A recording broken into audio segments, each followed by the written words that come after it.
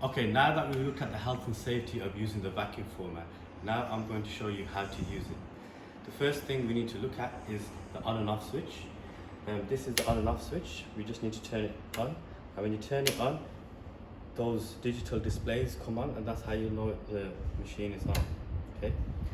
These dials are for the heater. As we discussed in the health and safety video, these dials turn the heaters on, and you can adjust them to different settings depending on the thickness of your plastic. Okay, we have the platform here. This platform is where your mold will go on. We have a ready-made mold here. Okay, this is a ready-made mold for demonstration purposes, and you can see there are vent holes here just to help the vacuum form the plastic into shape better. So this is we will place the mold onto this platform here, and then we will lower it using this lever here. This lift lever just lowers the actual platform down.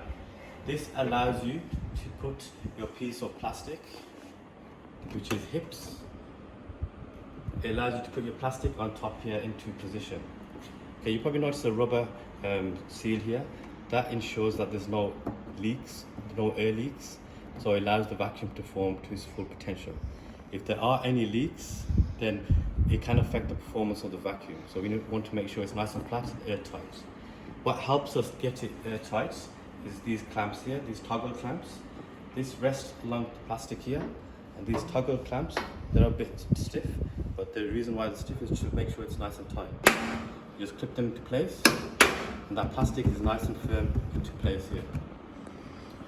Once that is done, we will push the heater forward, bring the heater forward over the plastic, and that will soften the plastic into a more malleable form. Malleable basically means just softens up so we can shape it.